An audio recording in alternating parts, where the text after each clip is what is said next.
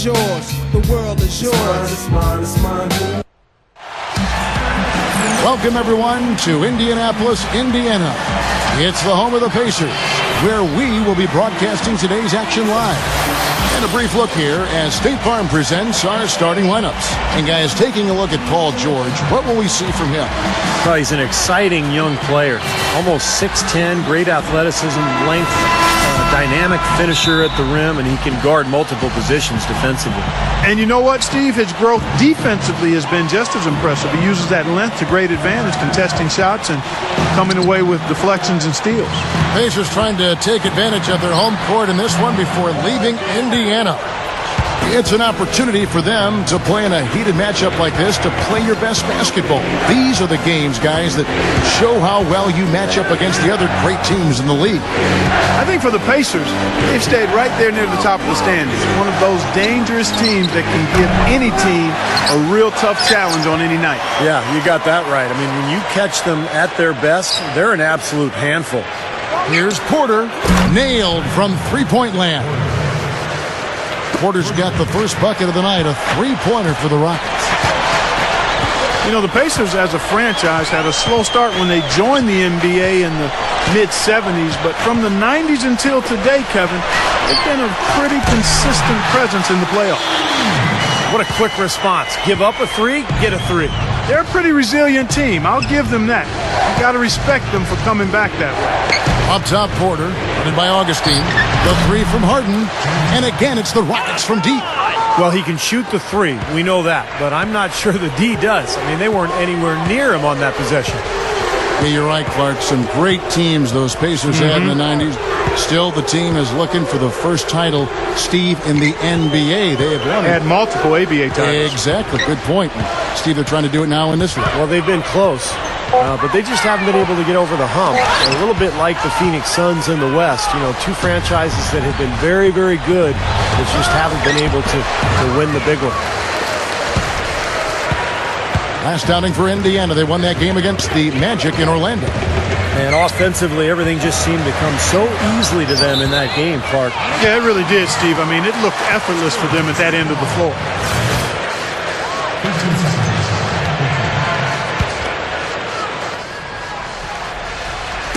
We're just about 2 minutes into the first quarter. 6 on the shot clock. George passes to Green. From past the arc. And the Pacers, another three. The Rockets have gone 2 for 4 from the field so far today. Yeah, they allowed far too many open looks in that game, guys. Can't disagree with you there, Steve. I mean, that's exactly what did them in. They didn't apply nearly enough pressure on their shooters. You know, James Harden has started to draw comparisons to Manu Ginobili for his ability to really do it all offensively. Shoot, drive, create, and of course, being left-handed, that helps too. Rockets leading by 3. And now Doris Burke has an update from the sidelines. Yes, Kevin, I had a chance to catch up with Kevin McHale. We talked about David West and what makes him such a tough player to defend. Coach said, West is special because he's so skilled for a player of his size and strength. He can score inside and also spread the floor with his shooting. He can have a quiet night and still drop 20 and 10. So we've got to stay conscious of him at all times.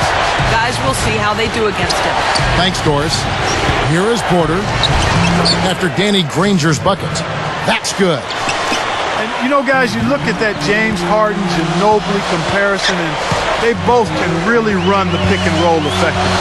They're slashers. They're smart. They can shoot the three. They've got the mid-range pull-up. I think Harden still has a ways to go defensively to be on Manu's level, but he's making strides there as well. Textbook offensive rebounding right there. I love that. Those putbacks are buckets any team loves to get. And for my money, guys, David West is really the epitome of an old-school player. His game is old school, low to the ground, tough, physical, no nonsense. Baby, come on now, let's get fired up. Here we go. Some strong words of encouragement for his teammates in the huddle. The Rockets are looking to defeat their Western Conference rival going into this game. Glad to have you with us for more NBA action. I'm Kevin Harlan, introducing the rest of the 2K broadcast team. Steve Kerr, Clark Kellogg, and sideline reporter Doris Burke. This is a look now at the State Farm starting lineups. And one of the guys we'll be seeing in this one, James Harden. Yeah, Harden is really an instant offense type guy, Kevin. He's been a role player off the bench the last couple of years, but it seems like he's ready to emerge into a star. He's instant offense when he comes into the game. And, Steve, it's not just because Harden can get hot in a hurry. It's also because he can find ways to get the shots he wants. And he isn't just a catch-and-shoot guy. He knows when to put it on the floor, create some space, and then pull up for the two. He's also a better passer than advertised. Still out of the lineup is Vince Carter. They want him healthy. And that news, Kevin, means this team faces a very tough challenge. His production will be sorely missed, and it's not a problem they can just wave a wand at and make go away. I mean, this is when everyone else on that bench has to really come together and raise their performance.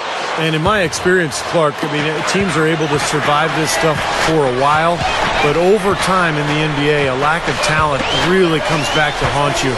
So once the emotion wears off and the regular season continues to grind on, this club could be in big trouble.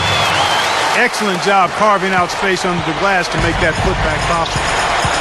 Now let's send it over to Doris Burke, who was able to talk with Kevin McHale. One struggle they'll have in this game is finding the right person or combination of players to match up with Dirk. The problem, Coach says, is how do you play someone who can hit jumpers at such a high release point while being quick enough to stay with Dirk when he drives? We'll see if they've come up with any answers, guys. Always great to hear from you, Doris. And so here is Dallas, following the score by Houston. Here's Collison. He kicks to Kaman. That's good.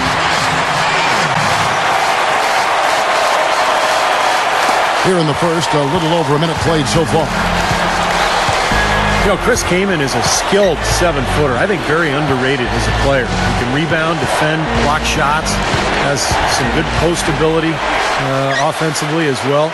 Ambidextrous around the rim. Now here's Collison, averaging 10 points per contest. Gets it to go. Boy, that floater takes such a nice touch. Now the Rockets with it. 4-point game. Last game matched up with the Clippers. A tough loss there. And guys, had their free throw shooting been anywhere near up to par, I think it would have changed everything in that game.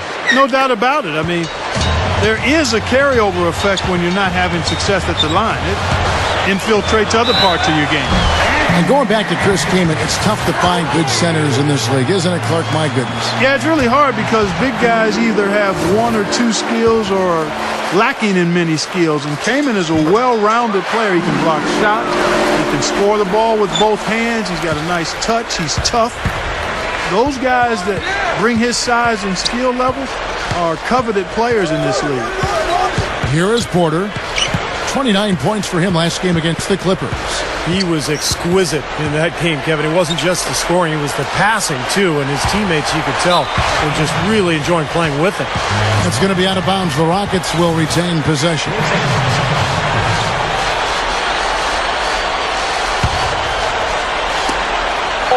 Lets it go from deep. First quarter in the books already as we start the second quarter. And guys, we've seen the Rockets really take control here. Yeah, this team is on the same page, no question. They're right where they need to be offensively. And they're hitting their scores with on-time and on-target passes, too. That's fun to watch. And now, brought to you by Gatorade, all fueled up and ready to go. Let's reset our lineups. And so in the game for the Rockets, Porter, he's in at shooting guard. Patrick Patterson is out there with Chandler Parsons. Then it's Jeremy Lin. And it's Aldridge in at the 5, roaming the paint. And that one's good by Porter. Pacers trail by 14. Jenkins with it. Dishes it to Green. Stolen by Jeremy Lin. Green against Porter. Who's got ball? Back to Lin. Fires from deep. No good. And Indiana will come the other way.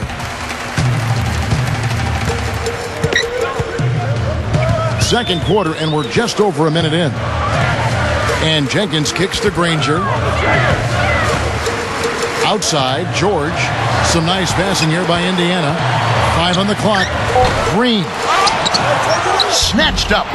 Can't hit from in close. Rockets leading by 14.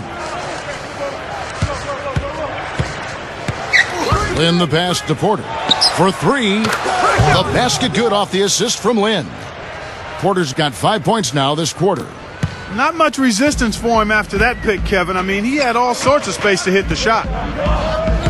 It's amazing what Jeremy Lin has had to overcome throughout his career.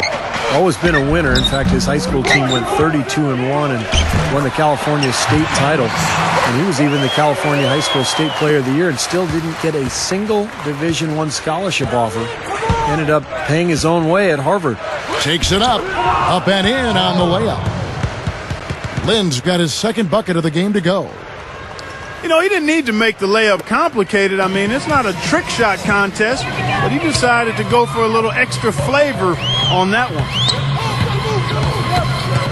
And Jenkins kicks to Green. Stolen by Jeremy Lin. And Doris Burke has something for us. Hey, Doris. Hi, guys. Smooth in their last game against the Mavericks had a huge game. He finished with 28 points, and in addition to his scoring, he also came away with a season high for rebounds. His coach said when he gets in the zone like he did, there is no stopping him. Just a dominating display from the star we're accustomed to seeing, Kevin.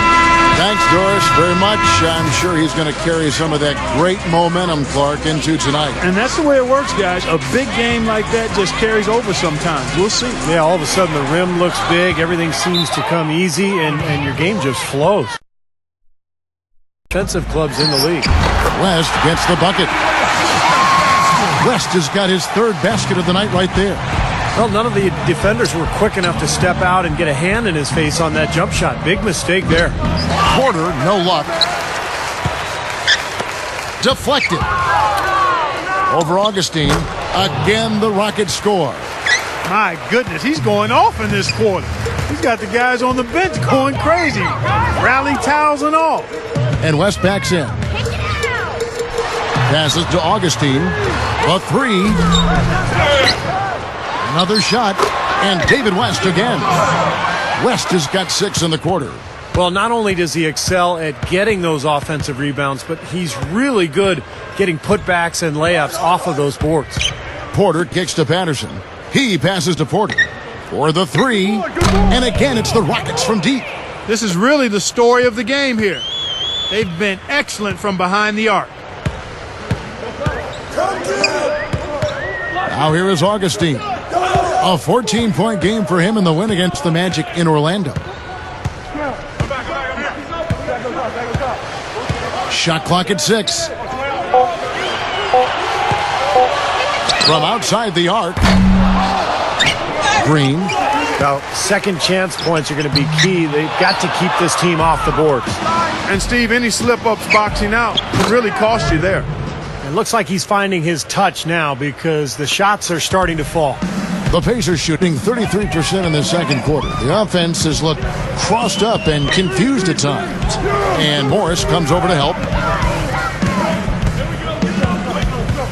Porter against Augustine. And that one's good. Augustine's got... There is a comeback on our hands, or more of the same as we get the third quarter started. An exceptional performance so far from James Harden. Well, we know he can score, so it's not really a huge shock to see him put up these kind of big numbers. And I would think that he most likely will continue to carry on this kind of play into the fourth. DJ Augustine out there with Green. Then it's Paul George. Then it's West. And it's Granger in at the 4 spot.